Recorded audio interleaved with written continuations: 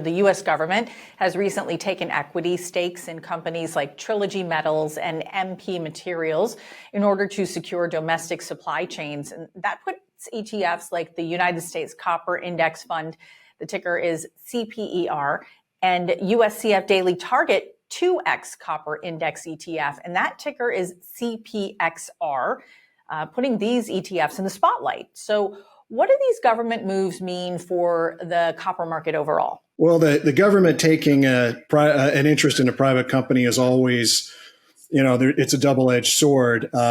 Copper being a critical material for U.S. infrastructure and so many industries, it does make sense that the government would take an interest in supporting that industry.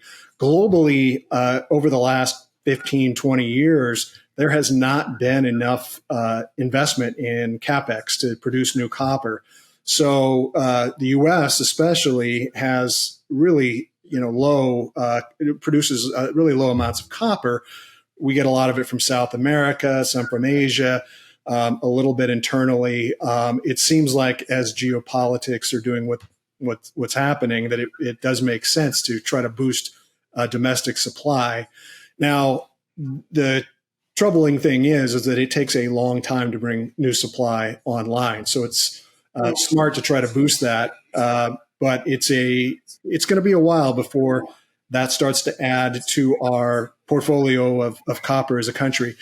Demand for copper is rising. It's expected to outpace supply for many, many years. So even though the government has done this, it's going to be a while before that pays off, if ever, because that copper demand is rising. So we think the fundamental story for copper is the demand and the fact that there's just not enough supply, and new supply won't come online for 10, 15 years, most likely. It'll start to, but to really on a meaningful level, it's going to be a while.